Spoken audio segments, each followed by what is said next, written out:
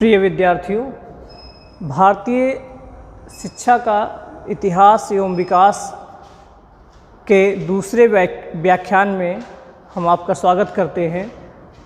हमने चर्चा की थी कि भारतीय शिक्षा प्रणाली जो है वो विश्व की सबसे प्राचीन शिक्षा प्रणाली है, और जब हम उसकी शुरुआती चरण की बात करते हैं तो सबसे पहला चरण उसका था वैदिक कालीन शिक्षा। वैदिक कालीन शिक्षा में इसको वैदिक कालीन शिक्षा प्रणाली इसलिए कहा जाता है कि उस समय समाज जो था, हमारे जो प्राचीन ग्रंथ हैं वो वेद हैं, 4 वेद हमारे हैं, ये प्राचीन ग्रंथ हैं हमारे, और इन्हीं वेदों के बताए हुए रास्ते पर समाज चल रहा था।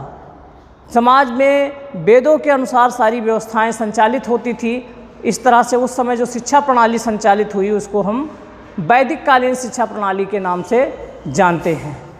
वैदिक कालीन शिक्षा प्रणाली में आप देखते हैं कि हम टेलीविज़न में, सीरियल में देखते हैं रामायण महाभारत, उसमें गुरुकुलों को दिखाया गया है, किस तरह से भगवान राम गुरुकुल में गए, भगवान कृष्ण गए गुरुकुल में पढ़ने। तो एक वैदिक कालीन शिक्षा प्रणाली की वहाँ थोड़ी सी झलक मिल जाती है हमको। वैदिक कालीन प्रणाली शिक्षा है क्या, इसकी शुरुआत किस तरह से होती है, इसकी व्यवस्थाएं कैसी हैं, इसी पर आज हम चर्चा करते हैं।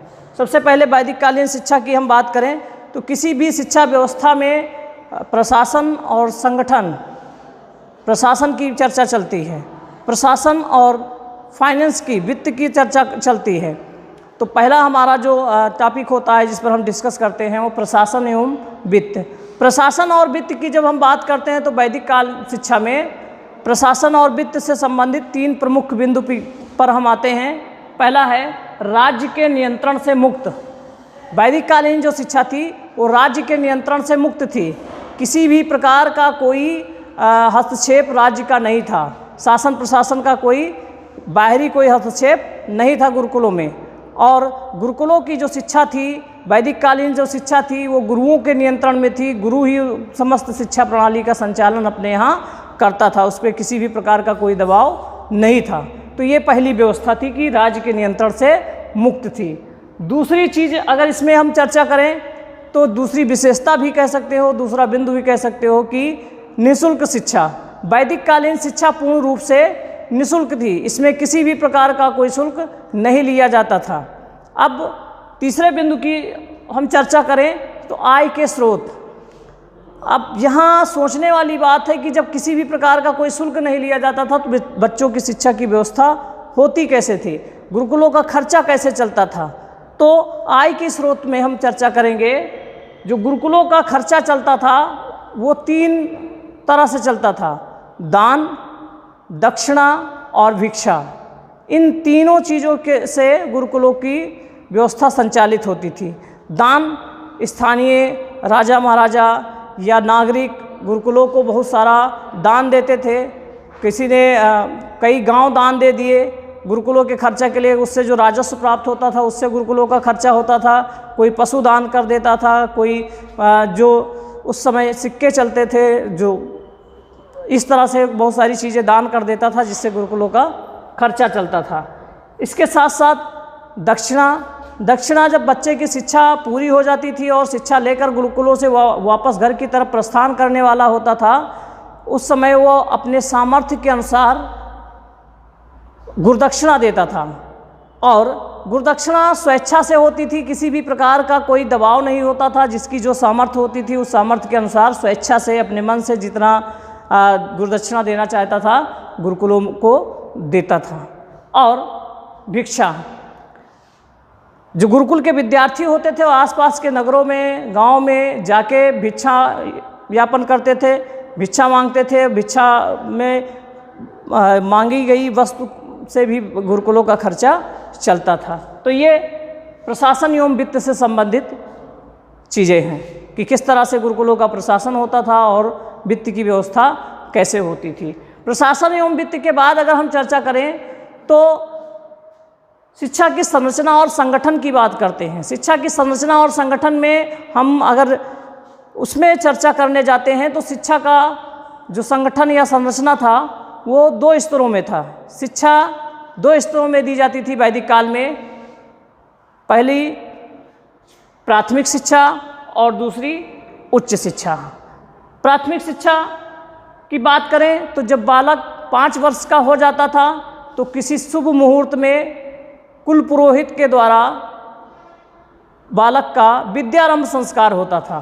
और विद्यारंभ संस्कार में बालक को नए वस्त्र धारण कराए जाते थे, सफ़ेद कपड़ा ज़मीन पर फैला दिया जाता था, उस पे चावल के दाने बिखेर दिए जाते थे, और जो गुरु होते थे बच्चे की उंगली पकड़कर उस पे ओम लिखाते थे चावल के दाने पर, और गायत्री मंत्र का जाप किया जाता था, हवन पूजन होता था। इसके उपरांत गुरुओं को भोजन कराकर दक्षिणा दी जाती थी और वो बच्चों को आशीर्वाद देकर चले जाते थे, और इस तरह से बालक की घर की शिक्षा शुरू हो जाती थी। बच्चे को प्राथमिक शिक्षा जो होती थी वो घर पर ही होती थी। बच्चे को प्राथमिक ज्ञान घर पर ही दे दिया जाता था, जिसमें प्रारंभिक व्याकरण, भाषा, अक्षर ज्ञान और प्रारंभिक गणित, जोड़ घटाव, इसकी शिक्षा और नैतिक शिक्षा घर पर ही दी जाती थी। तो ये प्रारंभिक शिक्षा के बारे में था। दूसरी शिक्षा उच्च शिक्षा की बात करते हैं। जब बालक 8 वर्ष, 11 वर्ष और 12 वर्ष का हो जाता था तो उसकी उच्च शिक्षा की व्यवस्था शुरू होती थी और गुरुकुल की तरफ जाता था। और गुरुकुल में प्रवेश के समय एक और संस्कार होता था शिक्षा का, आप विद्यालयी शिक्षा में प्रवेश का प्रथम संस्कार कह सकते हो, उपनयन संस्कार। जब बालक गुरुकुल में प्रवेश के लिए जाता था उसका उपनयन संस्कार होता था, और ये उपनयन संस्कार 8 वर्ष, जो ब्राह्मण वर्ण के बच्चे थे उनकी आयु 8 वर्ष, जो क्षत्रिय वर्ण के बच्चे थे उनकी आयु 11 वर्ष, कहीं पर 10 वर्ष भी बहुत जगह लिखा गया है, और जो वैश्य वर्ण के बच्चे थे उनकी आयु 12 वर्ष होने पर उपनयन संस्कार होता था। उपनयन का शाब्दिक अर्थ होता है समीप लाना। बालक को पहली बार घर से बाहर निकालकर गुरुओं के समीप लाते थे, वहाँ पर उपनयन संस्कार होता था। और उपनयन संस्कार में उसको ब्रह्मचारी वाले वस्त्र धारण कराए जाते थे। घर के वस्त्र त्याग कर वो ब्रह्मचारी वस्त्र धारण करता था, केस मुड़वाता था और हवन पूजन होता था, बहुत सारी क्रियाएं संपादित होती थी, फिर उसका गुरुकुल में प्रवेश हो जाता था। और उपनयन संस्कार होने के बाद बालक को ब्रह्मचारी या द्विजन्मा भी कहा जाता था, अर्थात उसका दूसरा जन्म माना जाता था और उसकी गुरुकुल की शिक्षा प्रारंभ हो जाती थी। इस तरह से 2 स्तर थे, 2 संगठन थे शिक्षा के। फिर बात की जाती है उद्देश्य, शिक्षा के उद्देश्य, वैदिक कालीन शिक्षा के उद्देश्य और आदर्श। उद्देश्य और आदर्श की बात करें तो डॉक्टर अल्तेकर कहते हैं कि ईश्वर भक्ति और धार्मिकता की भावना का विकास शिक्षा, वैदिक कालीन शिक्षा का प्रमुख उद्देश्य था। इसके साथ साथ अगर हम बात करें तो शारीरिक विकास और इंद्रियों का प्रशिक्षण, ये पहला उद्देश्य था। और जब शारीरिक विकास और इंद्रियों का प्रशिक्षण शिक्षा द्वारा कर दिया जाए तो दूसरा जो उद्देश्य होता है वो मानसिक और बौद्धिक विकास का और ज्ञान के विकास का उद्देश्य होता है शिक्षा का। तो दूसरा उद्देश्य था मानसिक एवं बौद्धिक तथा ज्ञान का विकास। तीसरे उद्देश्य की तरफ हम जाते हैं तब नैतिक एवं चारित्रिक विकास पर भी वैदिक काल शिक्षा में जोर दिया जाता था। नैतिक चारित्रिक विकास शिक्षा का एक उद्देश्य सुनिश्चित था। नैतिक चारित्रिक विकास के बाद संस्कृति का विकास, संरक्षण एवं प्रचार प्रसार भी वैदिक कालीन शिक्षा का एक उद्देश्य था। हमारी संस्कृति क्या है, हम उसको जानें, उसको संरक्षित करें और अपने आने वाली पीढ़ियों तक उसको प्रचार करें, उसको बढ़ाएं, उसको आने वाली पीढ़ियों को हस्तांतरण करें, ये भी शिक्षा का एक उद्देश्य था। और इसके साथ साथ सामाजिक विकास का उद्देश्य, समाज ने हमको बहुत कुछ दिया है, हम समाज के लिए क्या कर रहे हैं, क्योंकि मनुष्य एक सामाजिक प्राणी है, समाज में ही उसका रहकर सारा विकास हुआ है। इसलिए शिक्षा का एक उद्देश्य ये होना चाहिए कि मनुष्य के अंदर उसके सामाजिक गुणों का विकास किया जाए। सामाजिक गुणों के विकास के बाद नागरिकता के गुणों का विकास शिक्षा का एक उद्देश्य होता है। जो ऐसे व्यक्ति तैयार किए जाएं, ऐसे छात्र तैयार किए जाएं, ऐसे विद्यार्थी तैयार किए जाएं जो अपने देश को सर्वोपरि माने। देश प्रथम है, धर्म जात ये सब बात की बातें हैं। सबसे पहले हम एक देश के वासी हैं, हमारा देश हम भारतीय हैं, ये हमारी पहचान होनी चाहिए। शिक्षा का एक उद्देश्य ये भी होना चाहिए कि हमारे अंदर नागरिक और लोकतांत्रिक गुणों का विकास किया जाए। हम अच्छे नागरिक बने जिसको अपने अधिकारों और कर्तव्यों का ज्ञान हो, जो राज्य के प्रति समर्पित रहे, ऐसे नागरिक तैयार करना। इसके बाद जीविकोपार्जन का विकास। शिक्षा का एक उद्देश्य ये भी है कि मनुष्य के जीविकोपार्जन का विकास करे, मनुष्य को इस योग्य बनाए कि वो अपना जीविकोपार्जन कर सके, या इसको दूसरे शब्दों में कह सकते हो कला कौशल का विकास। व्यावसायिक शिक्षा भी वैदिक काल में दी जाती थी गुरुकुलों में। जो जिस बालक जो जिस क्षेत्र में रुचि लेता था, जिस क्षेत्र के योग्य होता था, उस प्रकार की व्यावसायिक शिक्षा उसको दी जाती थी, जिससे वो आगे चलकर अपना जीविकोपार्जन कर सके और अपने परिवार का भरण पोषण कर सके। क्योंकि अगर शिक्षा हमको जीविकोपार्जन के योग्य नहीं बना पाती है तो शिक्षा निरर्थक मान ली जाती है। इसके बाद अगर हम बात करें तो अंतिम उद्देश्य की जब बात करते हैं तो आध्यात्मिक उन्नति की बात आती है। शिक्षा के द्वारा हमारा आध्यात्मिक उन्नत किया जाना चाहिए। आध्यात्मिक उन्नत को हम बहुत जगह पर मोक्ष की प्राप्ति के नाम से भी जानते हैं। मोक्ष का मतलब होता है हमको हमारा उत्तरदायित्व, जो हमारे भी उत्तरदायित्व हैं, जो भी हमारे उत्तरदायित्व हैं उनसे हमको मुक्ति मिल जाए, उत्तरदायित्व से हम मुक्त हो जाएं, यही आध्यात्मिक उन्नत है। हम अपने मेरा पराया इससे ऊपर उठकर हम देश के बारे में, हम समाज के बारे में सोचना शुरू कर दें, यही आध्यात्मिक उन्नत की बात होती है। हम राम के, हम कृष्ण के, हम ईसा मसीह के, हम मोहम्मद साहब के कदमों पर चलकर अपने समाज का और अपने देश के कल्याण की चर्चा करें, यही आध्यात्मिक उन्नत होती है। इसके बाद हम उद्देश्यों के बाद बात करते हैं शिक्षा की पाठचर्या की। शिक्षा की पाठचर्या जो होती है वो उद्देश्यों को प्राप्त करने का साधन होती है। जैसे हमारे उद्देश्य होते हैं वैसे ही हम शिक्षा की पाठचर्या सुनिश्चित करते हैं। अगर उद्देश्य के अनुसार शिक्षा की पाठचर्या नहीं होती है तो कहीं ना कहीं शिक्षा निरर्थक हो जाती है। जैसे हम डॉक्टर बनना चाहते हैं तो डॉक्टर वाली पाठचर्या को पढ़ेंगे, ना कि शिक्षक और इंजीनियर बनने वाली पाठचर्या को पढ़ेंगे। इसलिए हमारा सबसे पहले उद्देश्य निश्चित होना चाहिए और उद्देश्यों को प्राप्त करने के लिए हम पाठचर्या की तरफ बढ़ते हैं। वैदिक कालीन पाठचर्या में आध्यात्मिक और भौतिक दोनों विषयों का समावेश मिलता है। शिक्षा की पाठचर्या में पाठचर्या को हम दो भागों में बांट सकते हैं, अपरा और परा। अपरा का मतलब होता था भौतिक और परा का मतलब होता था आध्यात्मिक। भौतिक विषयों के अंतर्गत भाषा, साहित्य, इतिहास, भूगोल, नागरिक शास्त्र, राजनीति शास्त्र, नक्षत्र शास्त्र, भूगर्भ शास्त्र, इन विषयों का समावेश होता था। और आध्यात्मिक विषयों के अंतर्गत वैदिक साहित्य, धर्म, दर्शन, पुराण, वेद और इसके साथ साथ धार्मिक क्रियाएं, ये आध्यात्मिक पाठचर्या के अंतर्गत या परा पाठचर्या के अंतर्गत आते थे। इस तरह से वैदिक काल में शिक्षा के उद्देश्य और पाठचर्या जो सुनिश्चित की गई थी वो बालक के भौतिक और आध्यात्मिक दोनों पक्ष के विकास को ध्यान में रखकर सुनिश्चित की गई थी कि बालक का भौतिक और आध्यात्मिक दोनों पक्ष का विकास हो। इसके बाद आती है पाठचर्या को प्राप्त करने का साधन जो होती है वो शिक्षण विधि होती है। शिक्षण विधियों की बात की जाती है तो शिक्षण विधियों की बात करें तो वैदिक कालीन शिक्षण विधियाँ मुख्य रूप से मौखिक थी। तो मौखिक विधि भी एक शिक्षण विधि थी क्योंकि सारी शिक्षा मौखिक रूप से दी जाती थी। जो गुरु होते थे वो श्लोकों का और व्याख्यानों का उच्चारण करते थे, विद्यार्थी उनको रटकर याद करते थे, तो मौखिक शिक्षण विधि थी। और बालक की दूसरी शिक्षण विधि की बात करें तो बालक की प्रमुख जो विधि होती है सीखने की वो अनुकरण विधि होती है। बालक का जन्म होता है, जन्म के कुछ समय बाद ही वो अपने आसपास व्यक्तियों, वस्तुओं और क्रियाओं का अनुकरण करने लगता है। इस तरह से वो अनुकरण करके सीखता है। तो अनुकरण विधि भी शिक्षा की एक विधि थी। अनुकरण विधि के साथ साथ व्याख्यान विधि, जो गुरुकुल में शिक्षक होते थे वो व्याख्यान देते थे, विद्यार्थी उसको ध्यान देकर सुनते थे और उसको कंठस्थ कर लेते थे, याद कर लेते थे। तो व्याख्यान विधि, व्याख्यान के बाद तर्क विधि भी प्रचलित विधि थी।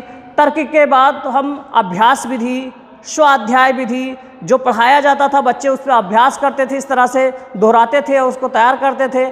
स्वाध्याय, खाली समय में बच्चे खुद से बैठकर अपने जो भी उनके व्याख्यान होते थे उस पर सोचते थे, चर्चा करते थे। तो स्वाध्याय विधि। और स्वाध्याय के बाद श्रवण मनन निध्यासन विधि, बच्चे जो भी गुरु बताते थे उसको सुनते थे, फिर अपने अंदर मनन करते थे, फिर उस क्या सही है क्या गलत है इसका निर्णय लेते थे। ये विधि भी चर्चित थी, चल रही थी, उस समय प्रचलित थी। और इसके साथ साथ शास्त्रार्थ विधि, विभिन्न गुरुकुलों के विद्वान बुलाए जाते थे, उन पे किसी विषय वस्तु को लेकर चर्चा पर चर्चा होती थी और विद्यार्थी उसको सुनते थे। ये शास्त्रार्थ विधि होती थी। शास्त्रार्थ विधि के साथ साथ यात्रा एवं देशाटन विधि, यात्रा एवं देशाटन जिसको अभी आज के समय में टूर कहा जाता है। किसी बालक को हम किसी स्थान के बारे में, किसी क्षेत्र के बारे में, उसकी आर्थिक, सामाजिक और सांस्कृतिक स्थिति के बारे में बता रहे हैं, मौखिक रूप से बताने से बेहतर है हम उस बच्चे को वहाँ ले जाकर उसको प्रत्यक्ष रूप से इंद्रियों के द्वारा उसका परिचय कराएं, जिससे वो बालक बेहतर ढंग से उसको समझ सकता है, सीख सकता है। इसलिए ये विधि, यात्रा एवं देशाटन विधि भी प्रचलित थी। इसके साथ साथ कहानी विधि भी उस वैदिक काल में प्रचलित थी। आचार्य विष्णु शर्मा का हम जो उदाहरण देते हैं, उन्होंने राजकुमारों को कहानी के माध्यम से, जो उद्दंड थे, सीखना नहीं चाहते थे, उनको कहानी के माध्यम से सिखाया, किस तरह से उनमें नैतिक गुणों का विकास किया कहानी के माध्यम से, फिर उन लोगों को सिखाया पढ़ाया। तो इसकी भी चर्चा की जाती है। इसके साथ साथ शिक्षण विधियों के बाद हम अनुशासन की बात करते हैं तो वैदिक कालीन जो शिक्षा के केंद्र थे गुरुकुल थे। गुरुकुल का जो पर्यावरण था वो बहुत ही अनुशासित था। गुरु बच्चों के सामने एक आदर्श स्थिति, एक आदर्श आचरण प्रस्तुत करते थे और बच्चे उनका अनुकरण करके अनुशासित हो जाते थे, और अनुशासनहीनता की समस्या गुरुकुलों में नहीं थी। इसके साथ साथ शिक्षक की बात आती है तो वैदिक काल में शिक्षक को समाज में सर्वोच्च स्थान प्राप्त था, शिक्षक को बहुत सम्मान प्राप्त था। और शिक्षक गुरुकुल में प्रवेश के बाद विद्यार्थियों की सारी जिम्मेदारी, सारा उत्तरदायित्व शिक्षकों पर होता था। वो अपने विद्यार्थियों को, जो शिक्षक होते थे, गुरु होते थे, वो अपने पुत्रों के समान व्यवहार करते थे और उनके खाने के, उनके रहने की, उनके कपड़े की और उनके शिक्षा की सारी व्यवस्था शिक्षक स्वयं करते थे। शिक्षक ज्ञानी होते थे, योग्य होते थे, सादगीपूर्ण जीवन व्यतीत करने वाले होते थे और अच्छे मार्गदर्शक होते थे जो बच्चे को सही रास्ता दिखाते थे। शिक्षक के बाद शिक्षार्थी की बात की जाए तो गुरुकुल के में प्रवेश के समय शिक्षार्थी का एक नया जन्म होता था, जिसको द्विजन्मा कहा गया है। और शिक्षार्थी वहाँ अनुशासित होता था, गुरुकुल के नियमों का पालन करता था, गुरुओं के आदेशों का पालन करता था, गुरुओं की सेवा करता था, शिक्षण कार्य करता था और गुरुकुलों में जो उसको उत्तरदायित्व दिए जाते थे उन उत्तरदायित्वों का पालन करता था, ब्रह्मचर्य व्रत का पालन करता था और उसके अंदर एक जिज्ञासा की प्रवृत्ति होती थी। अपने जो शंकाएं होती थी गुरुओं के समक्ष प्रकट करके उनका उत्तर प्राप्त करता था। तो ये शिक्षार्थी के बारे में था। गुरु शिष्य संबंध की हम चर्चा करते हैं तो वैदिक काल में गुरु शिष्य संबंध बहुत ही मधुर थे, बहुत ही पिता और पुत्र जैसे व्यवहार थे गुरु और शिष्य के। दोनों में परस्पर श्रद्धा और प्रेम का संबंध था। ये एक प्रमुख विशेषता भी वैदिक काल की थी, क्योंकि 12 वर्ष की शिक्षा, मिनिमम शिक्षा जो होती थी, न्यूनतम शिक्षा वो 12 वर्ष की होती थी और गुरु शिष्य एक साथ रहते थे, उनमें एक प्रगाढ़ प्रेम और श्रद्धा उत्पन्न हो जाती थी। इसलिए वहाँ के गुरु शिष्य संबंध बहुत अच्छे थे। गुरु शिष्य संबंध के बाद बात करें तो विद्यालय की बात आती है। विद्यालय मुख्य रूप से वैदिक कालीन शिक्षा प्रणाली में गुरुकुल प्रमुख विद्यालय थे और गुरुकुलों में शिक्षा दी जाती थी। जैसे बौद्ध काल में मठ और विहार शिक्षा के केंद्र थे, ऐसे ही मध्यकाल में मकतब और मदरसे शिक्षा के केंद्र थे। इसी तरह से जो वैदिक काल था, वैदिक काल में गुरुकुल प्रमुख शिक्षा केंद्र थे और गुरुकुल के साथ साथ गुरुकुल कई प्रकार के थे। ऋषि आश्रम, परिषद, सम्मेलन, चरण, घटिका, टोल, परिवज्रकाचार्य, ये भी प्रमुख, आप गुरुकुल ही कह सकते हैं, प्रमुख गुरुकुल थे या प्रमुख शिक्षा केंद्र थे। इसमें वज्रकाचार्य जो होते थे वो ऐसे आचार्य होते थे जो एक स्थान से दूसरे स्थान पर जाकर लोगों को शिक्षा देते थे, ज्ञान देते थे। जब शिक्षा बच्चे की पूरी हो जाती थी तब एक संस्कार और होता था, वो तीसरा संस्कार होता था। वैदिक कालीन शिक्षा में 3 संस्कार होते थे। पहला घर की शिक्षा प्रारंभ करने के लिए विद्यारंभ संस्कार जो 5 वर्ष पर होता था।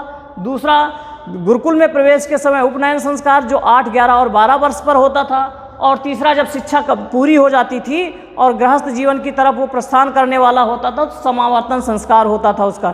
समावर्तन संस्कार आज के समय में जैसे दीक्षांत समारोह होता है, इसी तरह से उस समय समावर्तन संस्कार होता था।